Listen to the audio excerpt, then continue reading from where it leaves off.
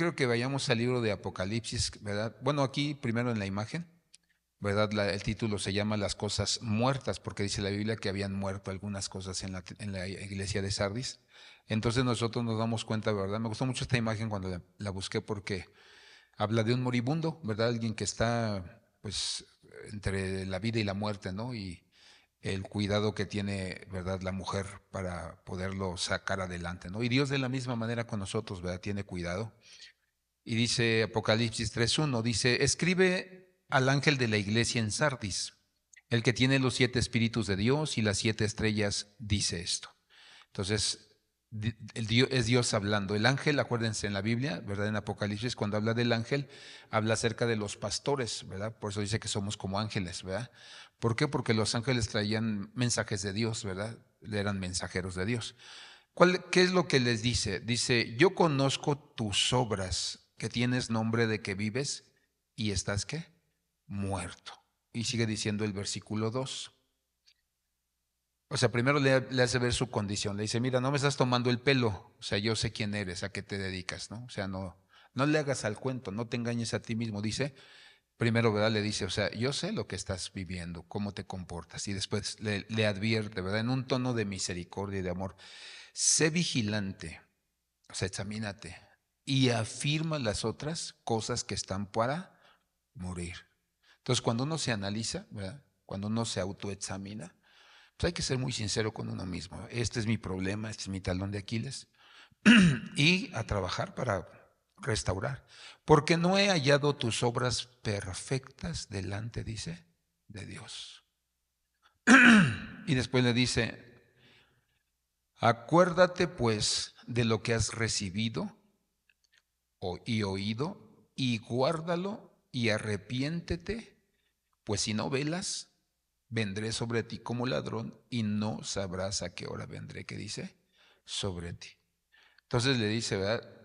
Le dice, acuérdate de lo que has recibido, oído y guardado. O sea, le está diciendo, tú ya sabes cómo, yo ya te enseñé cómo se debe vivir la vida cristiana, ¿verdad? Le dice, guárdalo y arrepiéntete.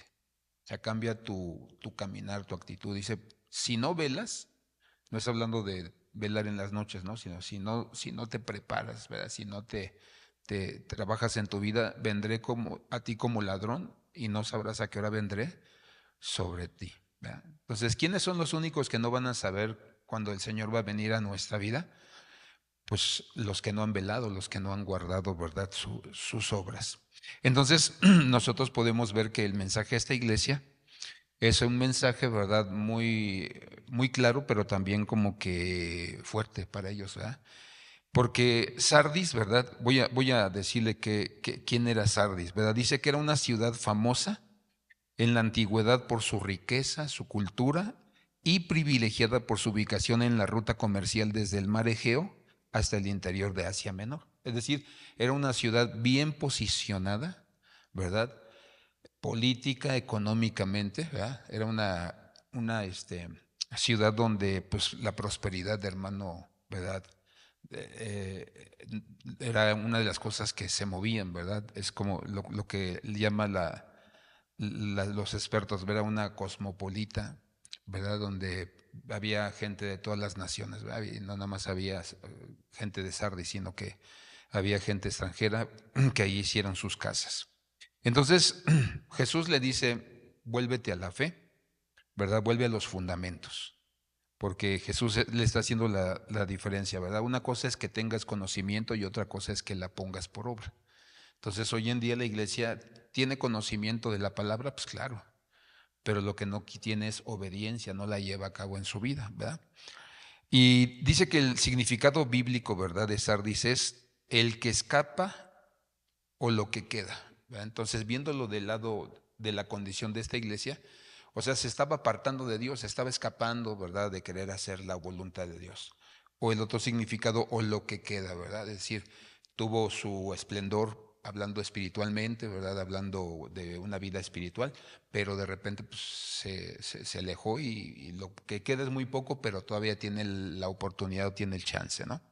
Y luego dice el diccionario bíblico perdón, aquí estoy poniéndolo.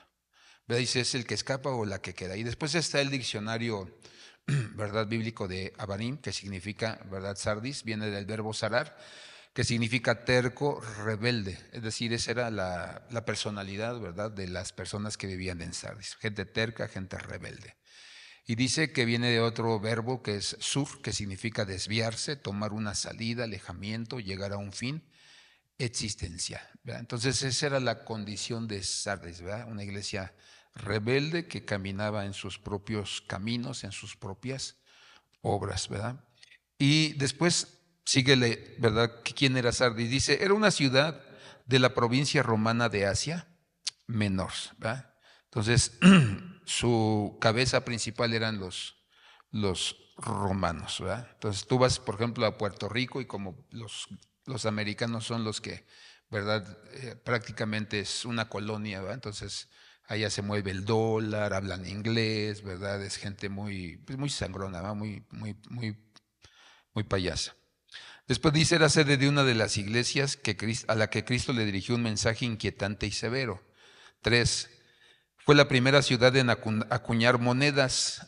Dice que había un hombre llamado Aliates, un rey llamado Aliates, que fue el que hizo las primeras monedas con un material llamado electro. Y después dice que el esplendor, ¿verdad?, de esa ciudad fue cuando estuvo reinando Creso, que sí, que él mandó a imprimir monedas de oro, ¿verdad?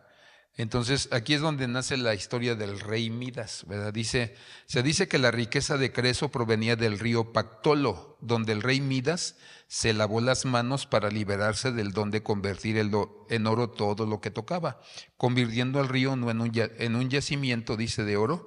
Este provenía del monte Tomolo, ¿verdad? Entonces, era una ciudad pues con mucha lana, ¿verdad? Dice, la gente mencionaba el nombre de Sardis con desprecio.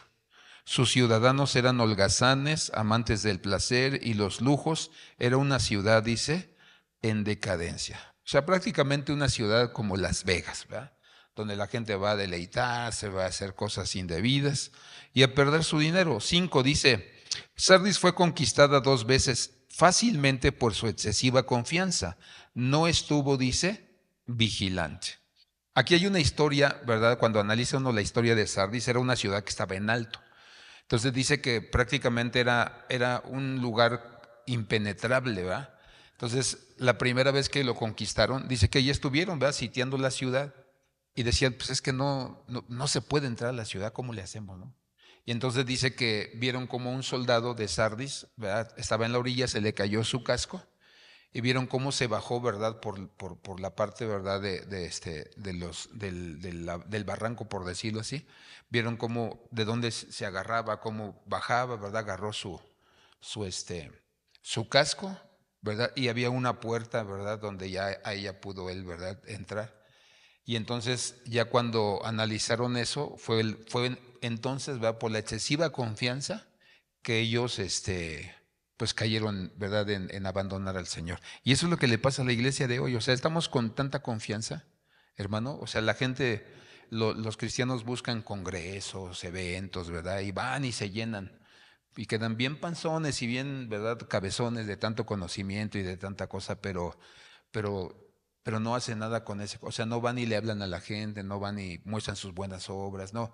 O sea, y la gente, ¿verdad?, los cristianos hoy solamente buscan eso, puros eventos. Por eso los congresos se han hecho realmente una fuente de riqueza para todos aquellos que los promueven, ¿verdad? Porque un congreso, hermano, deja, o sea, digo, ya congresos como los de Marcos Witt y esos cuates, o sea, dejan millones y millones de pesos, ¿no? Entonces, ahí es donde nos damos cuenta que hoy en día la iglesia se confía de que conoce a Dios, que hay mover del Espíritu Santo en su iglesia, de que hay una buena alabanza, de que hay una buena predicación, ¿verdad? Y dicen, no, pues ya tengo todo, ¿no? Y piensan que porque conocen y saben que ellos, ¿verdad?, ya tienen ganado el cielo, ¿no? Pero no, o sea, es una cuestión donde se tiene que vivir lo que se me enseña, ¿verdad?, lo que yo he aprendido. Entonces, por eso nosotros nos damos cuenta, ¿verdad?, cómo el Señor les habla y les habla de una manera muy específica. Le dice, sé vigilante y afirma las otras cosas que están para morir, porque no he hallado tus obras perfectas delante de Dios. Entonces le dice, ¿verdad? Primero dice, yo conozco tus obras. Es decir, Dios sabe lo que nosotros hacemos. O sea, Dios no puede, dice la Biblia, ser burlado. A Dios no le podemos tomar el pelo, ¿verdad? Él sabe lo que realmente somos. Aquí podemos aparentar algo, hermanos, pero Dios conoce realmente nuestro corazón, nuestro comportamiento, ¿verdad? Entonces, es ahí donde uno dice, bueno, ¿llevaré una vida fiel al Señor o soy un hipócrita? Porque allá en mi casa, ¿verdad? Les digo hasta de qué se van a morir, ¿verdad? O me peleo todavía con la gente, o soy violenta, ¿verdad? O soy violento. Entonces ahí es donde dice, por eso dice, ¿verdad? No he hallado, ¿verdad? Conozco, dice primero yo conozco, dice tus obras. Luego dice, tienes nombre de que vives, ¿verdad? O sea, vida de apariencia, lo que estamos diciendo, ¿verdad? Doble vida. Después dice, estás muerto, ¿verdad? Es decir, cuando un cristiano está muerto, hermano, la verdad es que ya no es amenaza para Satanás. O sea, Satanás sabe que no le vamos a hacer daño. Fíjate lo tremendo, ¿no? O sea, cuando ya tú dejaste morir esas cosas, ¿no? Tu tiempo de oración, tu tiempo de lectura, tu tiempo de compartirle la palabra a una persona, tu tiempo de estudiar la palabra, de habilitarte, de prepararte, hermano, es ahí cuando Satanás dice, pues ya, ¿para qué lo molesto? Pues, o sea, pues, ya está vencido, está más que vencido. O sea, ya no voy a sufrir daños a través de esa persona. Pero la persona que trabaja en su vida, trabaja en sus obras, trabaja en su vida devocional con Dios, o sea, Satanás por eso viene, hermano, y quiere robarnos lo más precioso que nosotros tenemos, que es la presencia de Dios. Y luego dice, ¿verdad? Ponte en vela, ¿verdad? Es decir, examínate, vigílate a ti mismo, ¿cómo andamos? ¿Cómo andan tus pensamientos? ¿Cómo anda tu corazón? ¿Verdad? Por eso nosotros necesitamos entender que mientras más, hermano, mientras más leamos la palabra, mientras más escuchemos y alabemos a Dios, vamos a tener menos deseos de hacer lo malo, ¿verdad? Cuando tú te examinas, comienzas a decir eso, ¿verdad? Yo, por ejemplo, ya no tengo hoy tantos amigos como los tenía pues, hace unos años atrás, pero ya empecé a meditar en la palabra y todo, y es cuando uno dice, no es que no quiera yo tener amigos, sino que llega uno a un grado de conocimiento de Dios, de santidad, donde uno comienza a depurar sus amistades, porque hay amistades que fueron para ese momento, o sea, y no que no sean buenas, pero ya no tienen tu mismo sentir. ¿Sí me explico? Ya no compartimos el mismo proyecto, ¿no? En Dios. O sea, ya no sentimos lo mismo por Dios, entonces tienes que ir depurando, ¿no? Y donde ves la gente dice, no, es que pues, se está alejando, no, no es que esté en soledad, no, sino que yo entiendo que si yo me quiero ir en el arrebatamiento de la iglesia, yo tengo que ir depurando todas esas situaciones, porque si no, no me van a contaminar, pero no me van a dejar crecer por esperarlos, porque si no me siguen, si no me acompañan. No, hay amistades que solamente fueron dadas por Dios para que te ayudaran a caminar por un momento, pero hay momentos en los que ya tienes que dejarlas.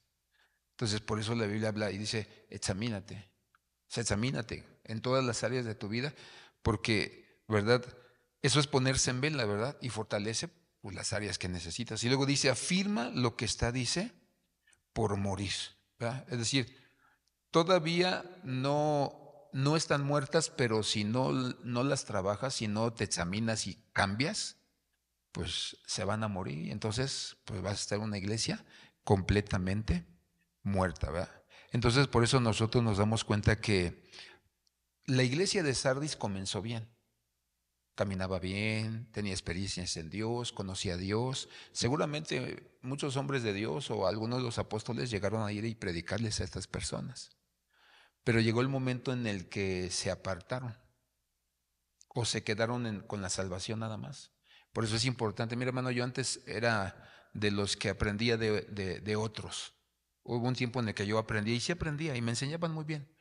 Pero cuando yo conocí al pastor Víctor Garduño y él me dijo, tienes que aprender tú mismo, tienes que empezar a escudriñar la palabra, tienes que empezar a leer, tienes que empezar a investigar, tienes que empezar, ¿verdad?, a pedirle a Dios que te muestre, que te revele. Y entonces fue cuando yo me hice ya un pastor autodidacta. Y sigo aprendiendo, hay congresos, hay eventos y yo voy cuando sé que pues, me van a bendecir y me van a abonar, ¿verdad?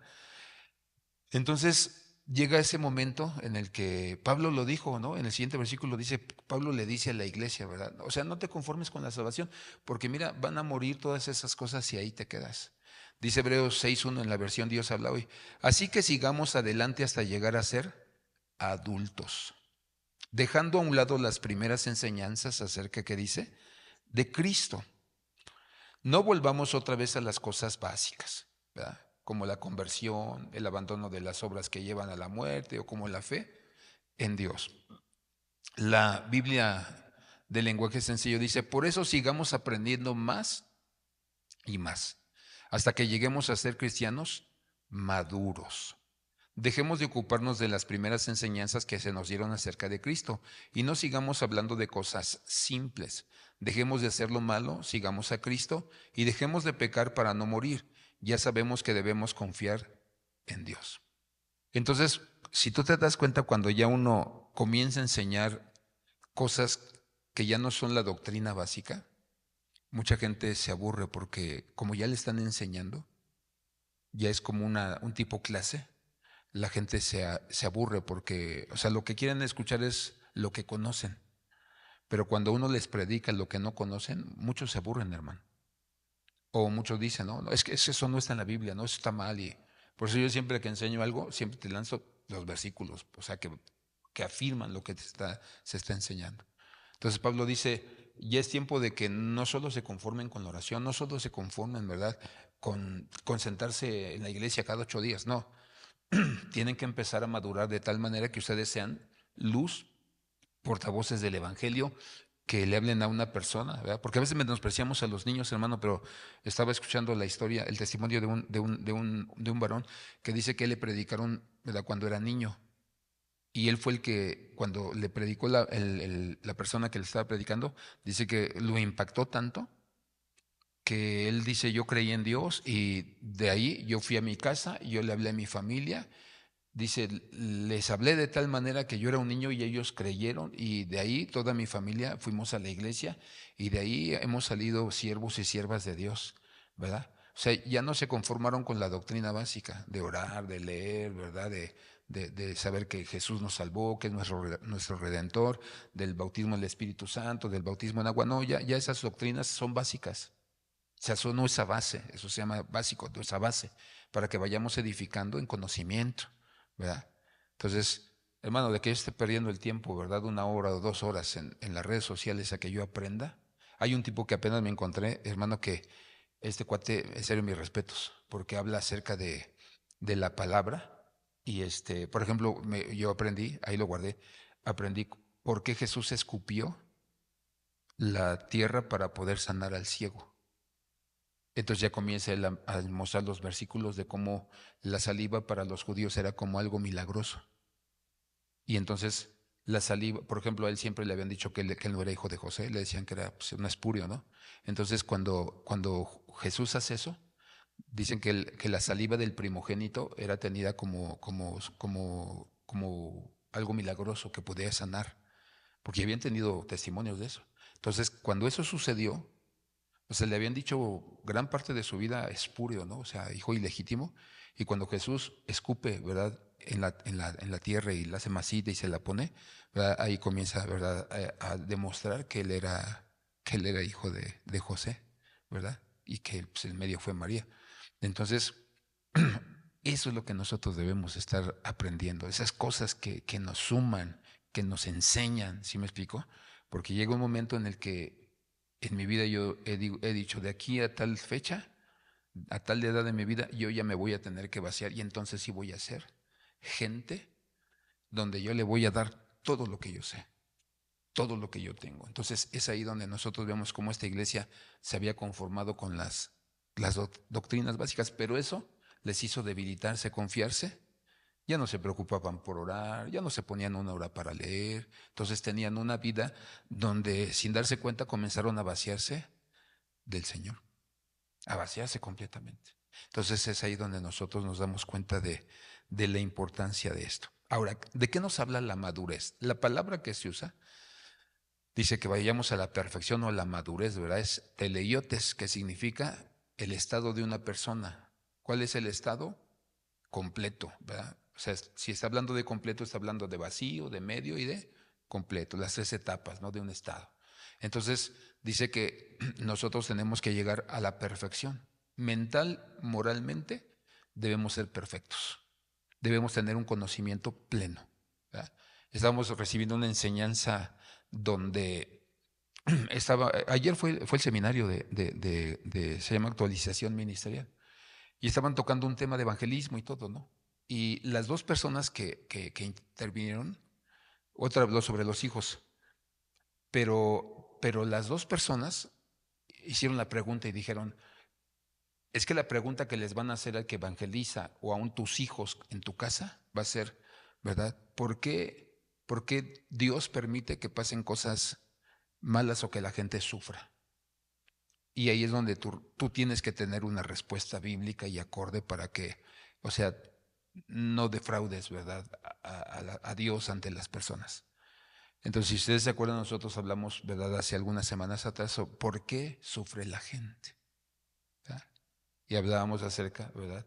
Un número uno, porque a través del pecado entró el sufrimiento. Entonces, la gente que peca, pues lógico que va a sufrir. Dos, ¿por qué sufre la gente? Porque muchas veces, ¿verdad?, la gente desobedece a Dios, ¿verdad? O sea, los mundanos porque pecan, pero los cristianos porque desobedecen a Dios. O sea, tú desobedeces, tú vas a sufrir. O sea, si tú no le pediste consejo, ¿cómo vas a saber la respuesta? ¿Sí me explico? Entonces, si yo no consulté a Dios, ¿cómo espero que me vaya bien? Y la tercera, que hay veces que Dios permite ciertas situaciones para que nosotros podamos limpiarnos y podamos, ¿verdad?, fortalecernos y crecer, ¿verdad?, de nuestra fe, nuestra confianza a Dios. Entonces, son de esas veces que dice uno, no, sí, o sea, sí tenemos que ser una iglesia que sepa, por eso la importancia de los viernes, que sepa realmente, ¿verdad?, cómo responder ante la necesidad de las personas y que las personas vean que, hermano, la única solución es Cristo. Porque muchas veces ya consultaron al brujo, a la hechicera, a los de la nueva era, ya se pararon hasta de cabeza y nada de nada. Y es Cristo el único que les va a dar las respuestas. Una vez me llegó uno y dijo, no, hermano, pues mire, yo ya hasta fui a pare de sufrir, ¿verdad? Dice, y puse sufrimiento, sí, ¿no? O sea, para que nos demos cuenta de que la gente, lamentablemente, al último, viene con Dios. ¿Te acuerdas? Sí, sufrió porque le cobraron y no pasó nada. Entonces, si te acuerdas también, los ateos, la mayoría de los ateos, o sea, un 80% de los ateos, fue cristiano, pero dejó de consultar la Biblia y comenzó a operar en su razonamiento humano y por eso se apartaron del Señor. Porque dijeron, no, es que pues, Dios no me oye, Dios no me contesta. O sea, porque abandonaron la palabra. O sea, porque si la gente se apega a la Biblia y ve los consejos que están escritos en la palabra, o sea, se va a dar cuenta que, pues, que hay solución para sus problemas, ¿verdad? Entonces, por eso nosotros necesitamos entender. Ahora, ¿por qué hablamos de madurez? Porque esto se ha visto a lo largo de la historia. Vemos un personaje llamado Pitágoras. Dice que este dividía a sus alumnos en dos clases, ¿verdad? Los aprendices y los mayores, así le llamaba. ¿Verdad? Es decir, los que apenitas empezaban y los que ya tenían colmillo, los cuates, o sea, ya sabían enseñar también. Y después vemos a otro, Filón, ¿verdad? Los dividía en principiantes, avanzados, y dice los que ya habían alcanzado la mayoría de edad. Y cuando la Biblia habla de hijo, ¿verdad? Habla acerca de, creo que son 5 o 6 niveles de hijo, ¿verdad? Uno de esos el teleios, ¿verdad? Entonces, ahí es donde nosotros nos damos cuenta, ¿verdad? Que sí somos bebés, ¿verdad? Que gateamos, ¿verdad? Y después ya queremos caminar hasta que llegamos al grado de la estatura del varón perfecto, donde pues ahora sí el que se deja engañar es porque se dejó engañar, le gustó dejarse engañar. Pero ya el maduro ya sabe, ya puede cuidar, ¿verdad? La vida de su iglesia, la vida de sus hermanos. Entonces, por eso dice la Biblia, no pongas a enseñar a un neófito, a un inexperto, ¿verdad? Porque envaneciendo caerá en el lazo de Satanás, ¿verdad? De la soberbia, ¿verdad? Altivez. Entonces, por eso se debe cuidar el púlpito a quien se lo damos. Se debe cuidar a quien le encomendamos un trabajo con una familia, ¿verdad? ¿Por qué? Porque debe tener el nivel de madurez para que no se queden con la salvación. y que al no cuidarse, al descuidar lo básico, pues comienzan, hermano, a perderse, ¿verdad? Entonces, por eso nosotros nos damos cuenta que debemos ser maduros. Uno de los ejemplos de madurez es el amor. Un ejemplo que encontramos de amor en la Biblia es Abraham. Dice la Biblia que a sus 100 años todavía le decía a su esposa, reconozco que eres una mujer, dice, hermosa. O sea, todavía había palabras bonitas para ella. Y no vemos a Sara, ¿verdad?, diciéndole, cállate, haz para allá. O sea, seguido se las decía. Y luego cuando vemos que Sara muere, dice la Biblia que no dijo, pues, ay, ¿verdad? Yo una vez me acuerdo que fui con unos hermanos que son dueños de, de ahí en la central, ¿cómo se llaman? Donde venden, ajá, son dueños de locales. Tienen alta lana, hermano, pero así, alta lana, esos tipos. Recuerdo que una vez se enfermó la esposa de uno y lo operó así de volada. ¿Y cuánto le costó la operación? Tenía el gusano ese que se mete por el puerco, comer puerco. Hermano, me salió barato, 280, dice. Dije, paso, 280,000. ¿Cómo quitarle un paraíso un pelo a un gato? Entonces, me acuerdo que murió una de las hermanas de ellos y mi pastor me mandó, ¿verdad? Y me dijo, hermano, pues ellos ahorita están, pues desconsolados y eso, Ya les pedí que si querían, pues nosotros nos hacíamos cargo para hacer, ¿verdad?, todo el proceso para el funeral y la caja y eso. Y me acuerdo que fui, ¿verdad? Fui y le dije, hermano, pues voy a ir a tal funeraria, ¿verdad? O yo le dije, bueno, pues hay funerarias, ¿verdad? ¿Y qué es lo que ustedes quieren, ¿verdad? Y me dijo, no, pues la del IMSS, la que dices que es la más económica, ¿verdad? Y le digo, ¿y la caja, hermano, de qué precio más o menos y todo? Me dice, la más barata. O sea, ponle la más barata porque pues, ya se va, dice. Entonces, cuando vemos a Abraham, cómo amaba a su esposa, dice la Biblia que escogió el mejor lugar, el más caro. Algo así como ¿verdad? Enterrarlo allá por la Volkswagen, que ya hay un chorro de panteones, a enterrarlo en Los Ángeles, no, pues Los Ángeles y la mejor caja. O sea, vemos cómo él amaba a su mujer, cómo la amaba y cómo tenía una madurez para poder, hermano, bendecir aún a su esposa que ya estaba muerta. Y vemos su madurez que cuando se dio cuenta que pues, tuvo más hijos, tuvo otra esposa, pero la promesa era para su hijo Isaac. Y vemos cómo en su madurez no lastimó a sus demás hijos, sino que dice que les dio, ¿verdad?, riqueza y les dio lugares lejos, ¿verdad?, de su hermano para que no fueran piedra de tropiezo, lo mataran o le hicieran algo. ¿Verdad? Y luego vemos con su sobrino Lot, ¿verdad? Y esa enseñanza la tengo desde hace muchos años, que el más maduro siempre va a querer resolver el problema o las diferencias, ¿no? Entonces dice que Abraham habló con su sobrino y le dijo, es tiempo de separarnos, ¿verdad? Llévate todo lo que has logrado conmigo, ¿verdad? Es tuyo y yo, si tú vas a la derecha, yo a la izquierda, ¿verdad? O sea, hasta le dejó escoger. Entonces vemos la madurez de un hombre a sus 100 años y que las cosas las hizo en madurez y siempre con el deseo de agradar a Dios. Entonces es ahí, hermano, donde nosotros tenemos que saber el principio del amor. Y Corintios nos habla sobre eso, dice, el que ama tiene, uno, paciencia en todo, siempre es amable. O sea, aunque te hablen golpeado, tú tranquilo, ojo, tuvo un mal día. El que ama no es envidioso, ¿verdad? Si alguien tiene bendición, pues gloria a Dios, gózate con los que se gozan, dice la Biblia. Si se creen más, ni se creen más que nadie. O sea, tienen, pero no levitan, ¿verdad? Se mantienen en tierra. No es orgulloso, ¿verdad? Porque todo es de Dios, hermano, todo nos lo da Dios. No es grosero ni egoísta. No se enoja por cualquier cosa. No se pasa la vida recordando lo malo que otros le han hecho, ¿verdad? Que hay unos que hacen su listita, ¿verdad? No, es que tú desde hace 20 años o 50 años me hiciste esto. No aplaude a los malvados, fíjate el amor, sino a los que hablan con la verdad. El que ama es capaz de aguantarlo todo, de creerlo todo, de esperarlo todo, de soportarlo todo. Solo el amor vive para siempre. Llegará el día en que ya nadie hable de parte de Dios, ni se hable en idiomas extraños, ni sea, ahí se me fue el versículo, ¿verdad? Pero dice que el amor nunca, termina diciendo, el amor nunca deja, ¿qué? De ser. Dice que vive para siempre, ¿verdad? Entonces nosotros cuando hablamos acerca de la vida, ¿verdad? Hay 4 principios básicos, ¿verdad? Después hay más, pero hay 4 principios para que nosotros podamos tener una larga vida. Me decían, larga vida el rey. Bueno, en la Biblia dice que cómo es que se logra la larga vida. Uno, dice Proverbios 3:1, que guardemos sus mandamientos, ¿verdad? Dice, el que guarda sus mandamientos, larga vida tendrá. Después dice, el temor de Jehová, ¿verdad? Alarga la vida, más el del impío es acortada.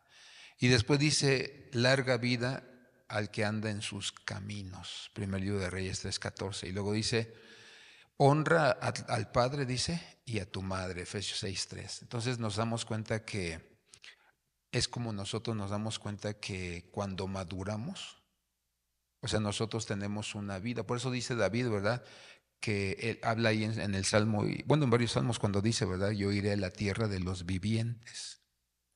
¿Quiénes son los vivientes? Los que alcanzaron la estatura del varón perfecto en la tierra. Los que no abandonaron a Dios, ¿verdad?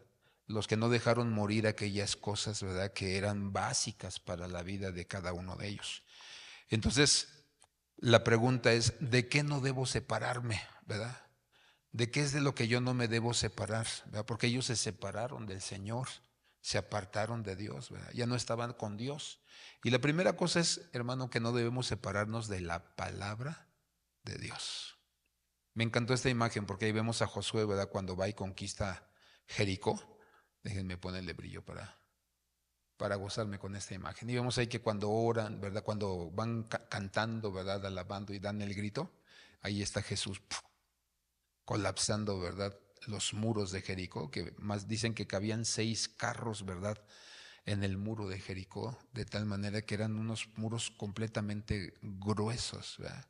Entonces es ahí donde nos damos cuenta de la importancia de la palabra. Y dice Josué capítulo 1, versículo 8, nunca se apartará de tu boca este libro de la ley, sino que de día y de noche meditarás en él, para que guardes, dice, todo y hagas conforme a todo lo que en él está escrito, porque entonces harás prosperar, ¿qué dice? Tu camino. Entonces la Biblia dice, ¿verdad?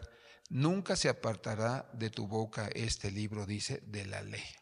Cuando dice, sino que de día y de noche meditarás en él. A mí me impactó ese significado, porque cuando dice que meditarás, ¿verdad? Yo tenía una idea, ¿verdad? Pues que no, que era acorde también, pero cuando yo investigué, ¿verdad? Dice que uno hay que obedecer y hay que hablarla, pero cuando dice que es meditar, viene de la palabra aga, que significa murmurar. Eso es meditar en la palabra, ¿verdad? Que tú le estés murmurando en tu mente, murmurando en tu corazón, en tu alma, ¿verdad? Y es lo que llega pasando cuando vamos caminando, ¿verdad? Yo cuando, por ejemplo, voy a comprar mi medicina a la farmacia, que me queda aquí como 1 kilómetro, ¿verdad? Cuando yo voy, ¿verdad? No voy ahí todo chencheando, leleando, ¿verdad? Viendo las calles o los carros, ¿verdad? O quiero ese carro que acaba de pasar, no. O sea, yo siempre voy, ¿no? Con la palabra. Y voy declarando, voy cantando. Entonces, eso es meditar. Cuando tú vas a cualquier parte y tú vas, ¿verdad? Meditando. Tú vas, hermano, murmurando en tu conciencia, en tu mente, la palabra, vas cantando. Por eso yo siempre he dicho que cantemos, pero que entendamos lo que estamos cantando, porque cuando lo entiendes, algo pasa en tu vida. Entonces cuando me siento, pues también me siento desanimado, hermano. O sea, también tengo mis luchas, ¿verdad? Pero he aprendido a ir en Dios, ¿verdad? Cuando necesito, pues sí, busco a alguien, ¿no? Pero es muy raro, ¿verdad? Entonces trato yo de cantarle a Dios y de cantar cantos, aunque esté yo pasando por un momento duro, ¿verdad? Yo le canto a Dios y canto cantos, pues, de victoria, ¿no? Cuando pasó lo de mi hijo y lo de mi dedo, yo apelaba a esos cantos, ¿verdad? De júbilo, de fe, esos cantos de promesa. Y yo en el proceso decía yo, es que yo creo que va a ser como dices, como tú lo prometiste, ¿no?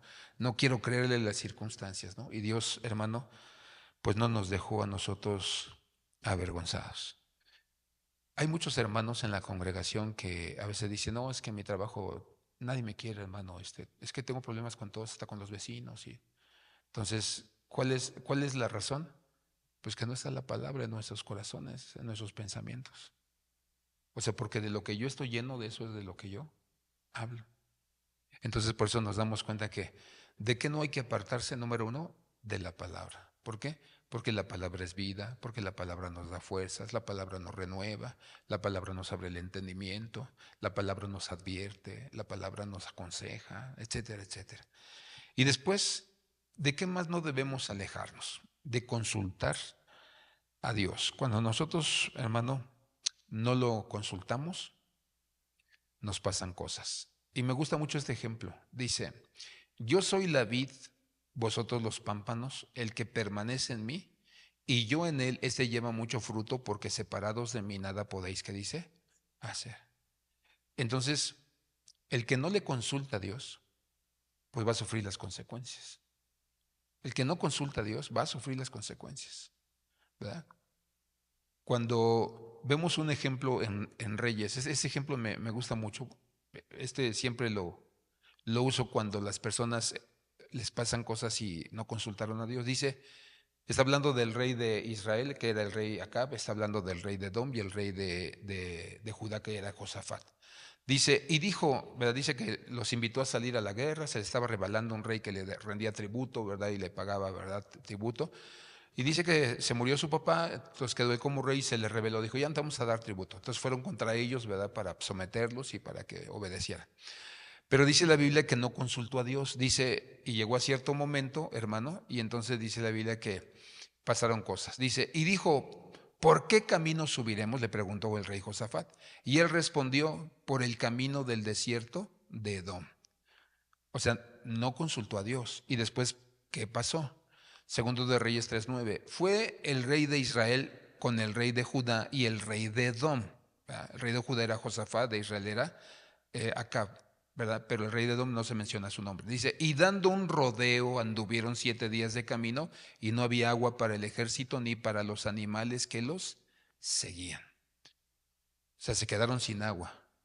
Dice, entonces el rey de Israel dijo, que era Acab, ¿por qué el Señor ha llamado a estos 3 reyes para entregarlos en manos de Moab? O sea, le estaba echando la culpa a Dios, si ni lo consultó, hermano. O sea, ni lo consultó. Por eso nosotros, cuando vayamos a hacer algo, a tomar una acción, tenemos que consultar a Dios. Y es cuando Dios nos habla. Por ejemplo, a mí me da cierta risa cuando el David, ¿verdad? Dice que llegaron los amalecitas y se llevaron a sus mujeres, sus niños, sus riquezas, ¿verdad? Y pues dice que lo querían matar, ¿no? Dice que el David va, se pone a orar a Dios y todo, y le dice, Señor, ¿qué, qué, qué hago? ¿Los persigo o ya declaro una pérdida? Y le dijo, no, síguelos, ¿verdad? Y el David le dice, ¿pero qué? ¿Cuál es la señal? Dice, cuando ves que las balsameras se mueven, los árboles, es el momento de atacar. ¿Ya? Entonces, a veces hay gente, hermano, yo en mis primeros días de cristiano, y cuando yo le consultaba a Dios, como yo no sabía cómo hablaba y eso, yo le decía, Señor, que se mueva esto, o que pase esto. ¿Verdad? Como el Gedeón así le hizo, ¿verdad? Señor, mira, sí te creo, pero para estar seguro, voy a poner el pañuelo, ¿verdad? Si se moja y la tierra de alrededor no se moja, es que es tu voluntad, ¿verdad? Y, y después pasó, pero seguía con la duda y le dijo, bueno, ahora al revés, ¿no?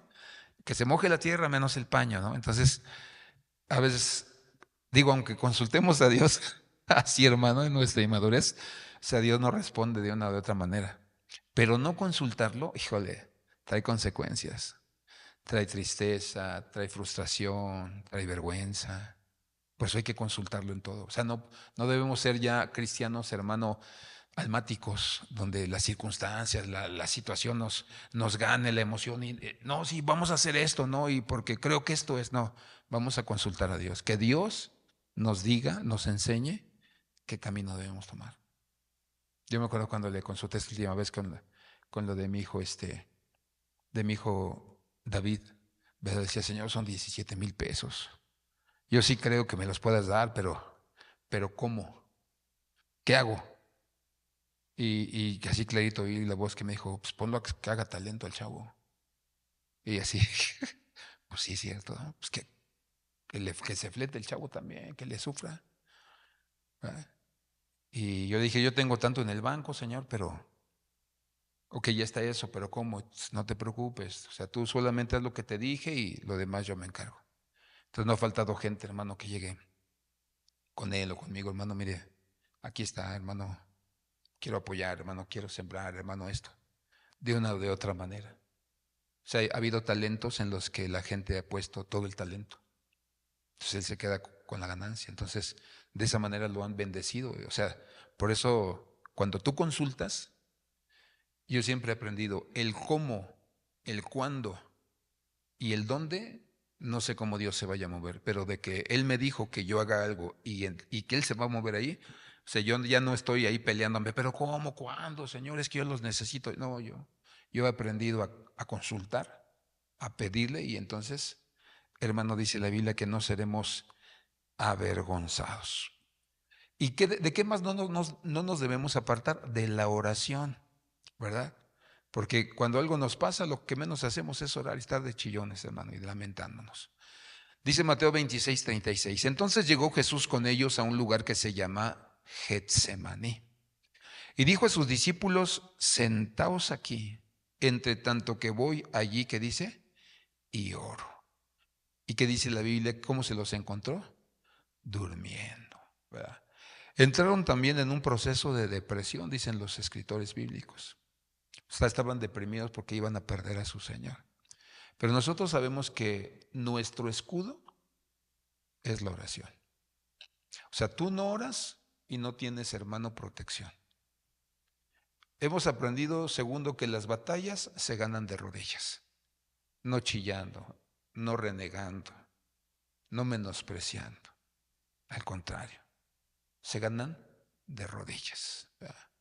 Entonces, cuando a mí la gente me dice, no, hermano, es que mis rodillas, pues hágalo sentado, pero no lo haga acostado, porque acostado es mentira que usted está orando. Es un argumento muy débil que no tiene fortaleza. Entonces, hágalo sentado, pero hágalo. Parado, pero hágalo, ¿verdad? En voz alta, pero hágalo. Callado, pero hágalo.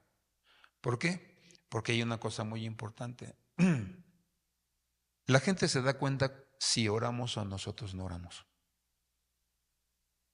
O sea, por eso es muy fácil identificar la vida devocional de una persona cristiana. O sea, porque la gente se da cuenta si una persona está orando o no está orando. Y lo más lamentable, hermano, hoy es que la iglesia ya ni siquiera por los alimentos ora. No, se empieza a comer, a comer. Y yo cuando oro, hubo un tiempo que había un vecino aquí enfrente, que por cierto murió un poco trágico, ¿verdad? Pero desde que me vio, me saludaba y yo también lo saludaba. Nunca hicimos una plática, la verdad es que nunca lo hicimos. Pero un día que llega y no me acuerdo si lo recibí yo o mi esposo o mis hijos, pero nos dio que le llaman el pan diario, donde vienen unas tarjetitas, ¿verdad? Para que cuando comas, sacas, lees tu versículo y le das gracias a Dios por eso. Estaría bueno que lo pudieran tener, hermanos. Yo ahí todavía lo tengo, creo que sí, todavía lo tenemos. Entonces sacaba yo mi tarjetita, ¿verdad? Y daba gracias a Dios por eso. O alguno de mis hijos, pues, léelo y pues vamos a orar. Hoy en día cuando lloro por los alimentos, por lo regular yo digo, Señor, te doy gracias por estos alimentos. Te pido que los bendigas, los santifiques, que sean de provecho, de fortaleza para nosotros, que al comerlos, Señor, nos den vigor, nos den fortaleza. Señor, aún trae la revelación, así como cuando comían el pan ¿verdad? Los sacerdotes en el lugar santo, Señor, que traes revelación sobre sus vidas. Te pido por mis hermanos que diezman, que ofrendan con fidelidad, con amor, con fe, con entendimiento. Prospera sus trabajos, prospera sus familias. Si tú los bendices, Señor, que no haya soberbia en sus corazones, sino que haya más fidelidad, más amor por tu presencia, por tu casa. Amén. Entonces, hay gente que no, gente que llega y nada más, ¿verdad? Come. O mejor un día que llegué a una casa a visitar, ¿verdad? Bueno, ya teníamos la visita. Todavía estaba yo en la otra iglesia y y me acuerdo que llegamos y ya estuvimos ministrando al hermano y todo. Y dice, hermano, acompáñenos a desayunar y todo. Pues está bien, hermano. Bueno. Y se pone a orar, le dice a su tío, tío, ora por los alimentos.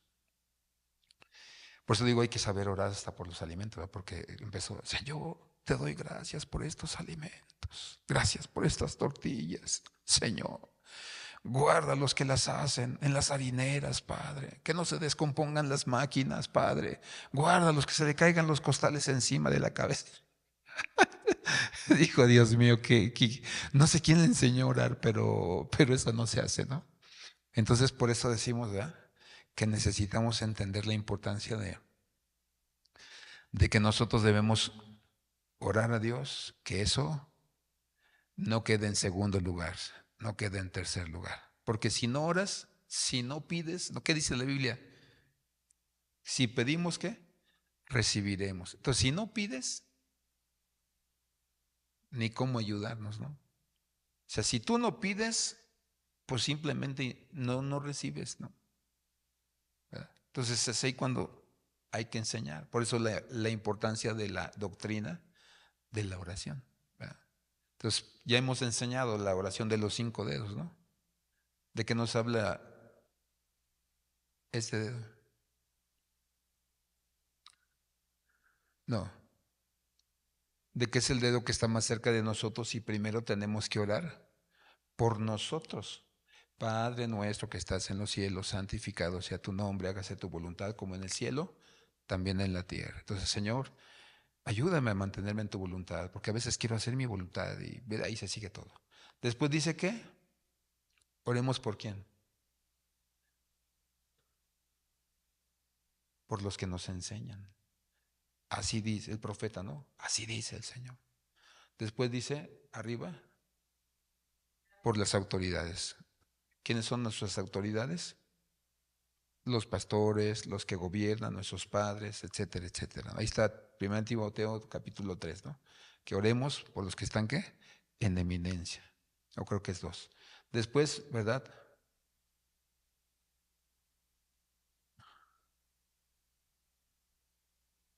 ¿Me está afirmando o me está preguntando?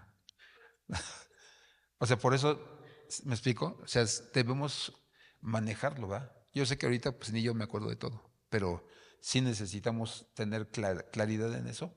Entonces, si yo oro, pido, y dice la Biblia, número 1, pide con fe. Dice, porque el que pide, pide con fe. Y 2, conforme está escrito en la palabra. ¿Verdad? Por eso decimos que tengo, no sé, una situación de enfermedad. Vayamos a todos los versículos de enfermedad o de sanidad.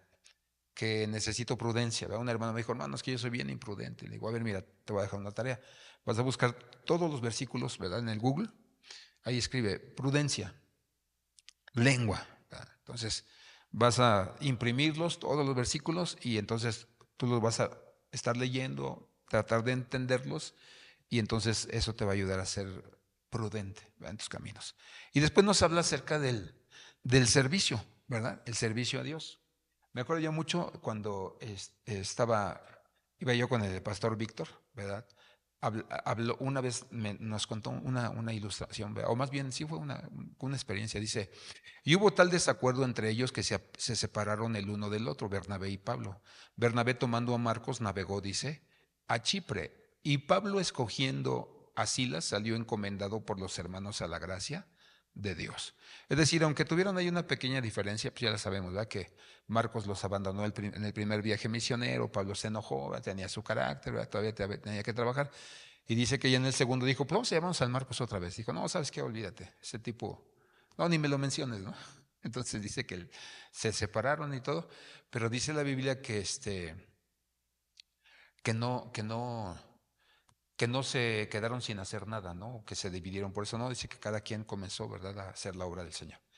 Entonces me acordé, ¿verdad?, que hace muchos años el hermano nos contaba, ¿verdad?, que una vez lo invitaron a predicar al pastor Víctor, ¿verdad?, de Catuño, a un evento de pastores. Entonces dice el hermano, pues sí, yo fui, yo iba con la invitación, preparé mi tema y todo. Dice. Pero ya cuando me presenta el hermano, comienza a decir, pues quiero presentarles al siervo de Dios, y el siervo de Dios así y así y así. Dice, híjole, ¿no? Y me llenó de piropos. Dice, yo dije, ahora, ¿y qué voy a hacer si no les gusta cómo les enseño, no? Y dice que dijo, y el hermano trae palabra directa para nosotros y quiero que estén atentos, ¿verdad?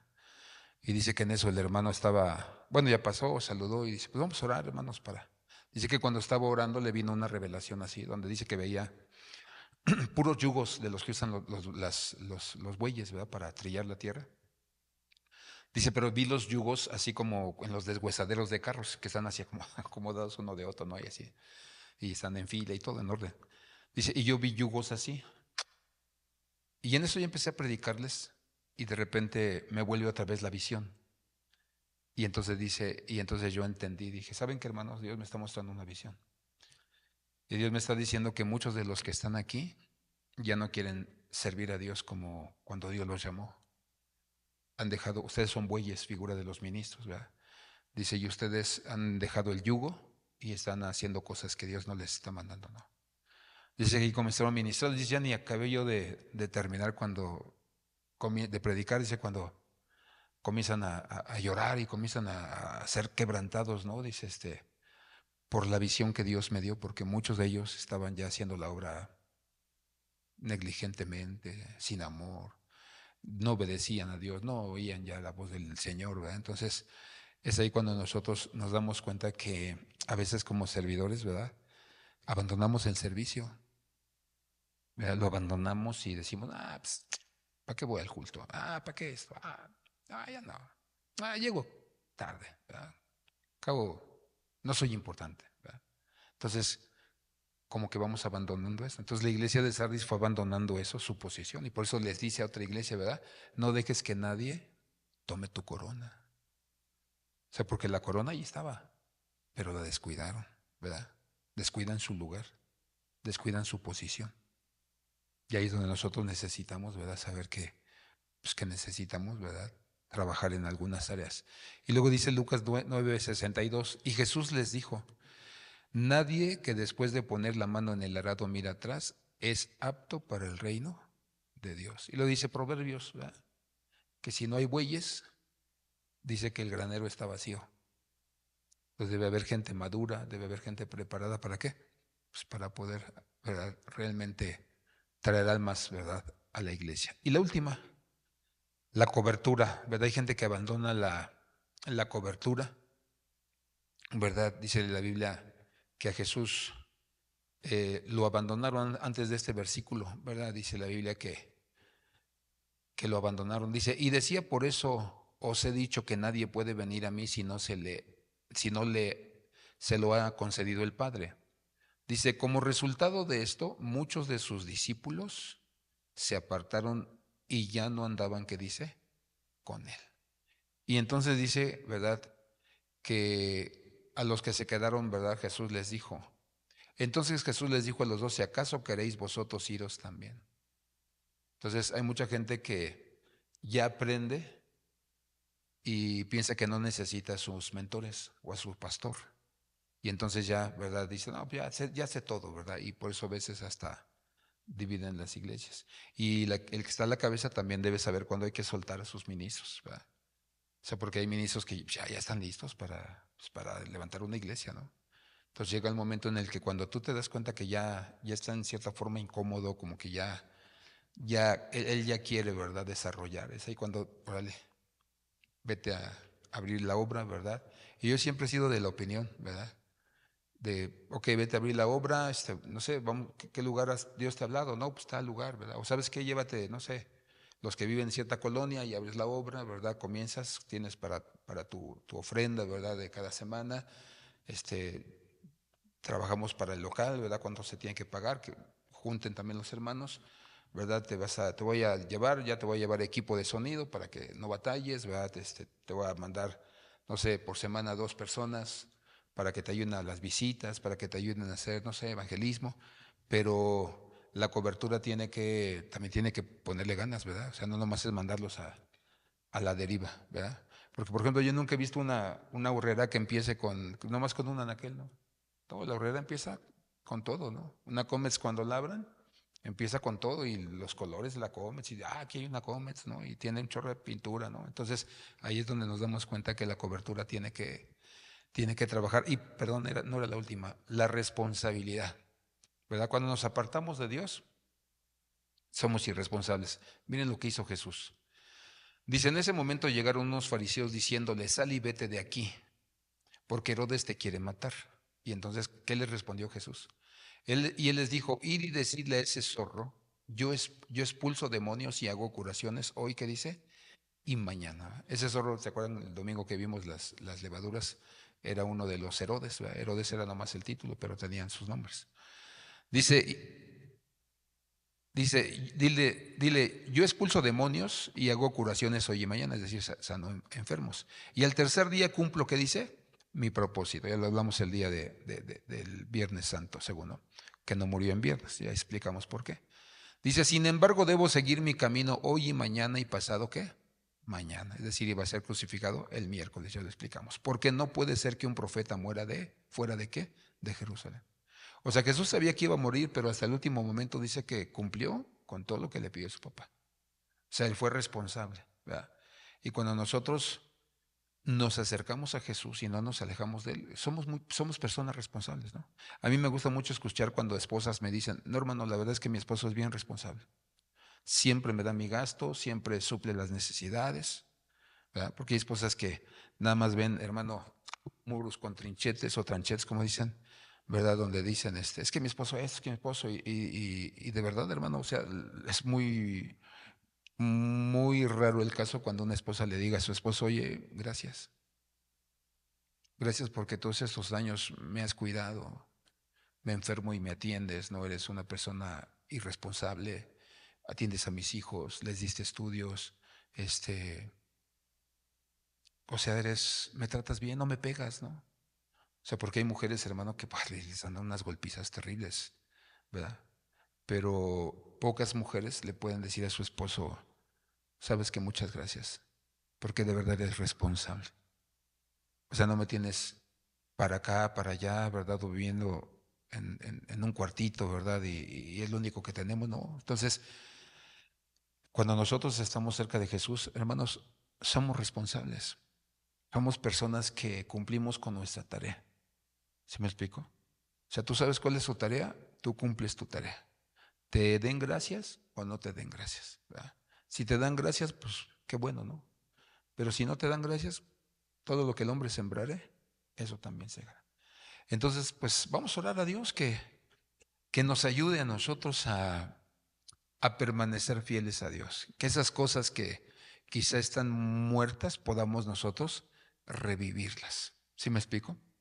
Que si me dan la oportunidad hasta nomás de recoger la ofrenda, que yo ya esté listo, preparado, ¿verdad? Porque a veces la gente dice, es que no me avisaste, es que no me dijiste, pues se supone que debe estar preparado. Yo siempre decía, yo quisiera dirigir, nomás orar por la ofrenda, me acuerdo, y mi pastor no daba chance. Pero dije, no, yo voy a tener algo para cuando me pase, que vea que yo estaba listo, ¿verdad? Que me dé chance, aunque sea de dirigir la oración, ¿verdad? Y cuando estaba yo, hacía mi bosquejo, trataba de hacer, ¿verdad?, para la oración. Y entonces, hermano, yo veía y yo decía, un día me van a dar la oportunidad y cuando me la den, no quiero quedar mal. Y me la pasaron. A mí me sorprendió, hermano, ayer me mandaron un video, mi sobrinita tiene 15 años. Y me dice, oye tío, porque hace unas semanas atrás, antes de Semana Santa, me preguntó unas cosas y unos programas, ¿verdad?, en la computadora. Y ayer me mandó un video, ¿verdad?, donde el pastor, es mi padre espiritual. Es una iglesia muy grande, hermano.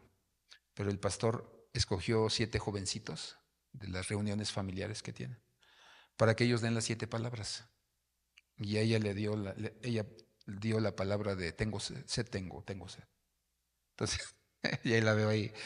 Está bien chiquita, hermano, 15 años, ¿verdad? Y algunas cosas, ¿verdad?, que investigó, que se preparó, y cuando la veo ahí, ¿verdad?, ya así como una señorita, ¿verdad?, con su vestido, sus tacones, ¿verdad?, pero así, bien firme, o sea, esa Dios la va a usar más adelante. Entonces, bien firme, ¿verdad? Y diciendo, sí dice Dios, sí, que es que la palabra dice así, ¿verdad?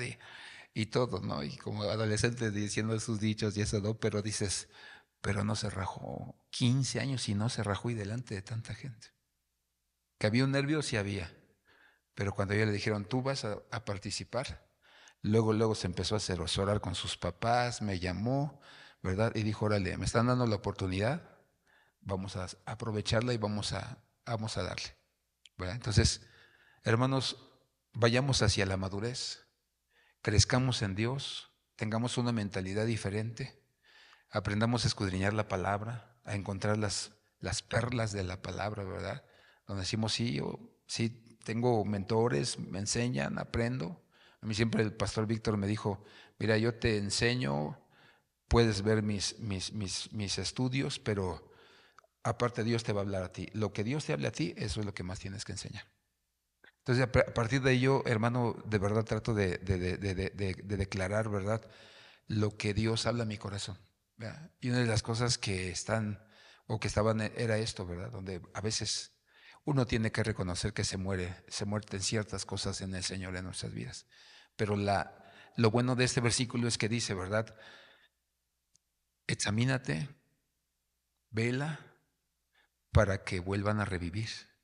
O sea, esa es la actitud de Dios siempre. O sea, no nos da un cortón de tajo, no dice, métele ganas y yo te voy a ayudar para que vuelvas al mismo posición o puedas ir mejor. Padre, te damos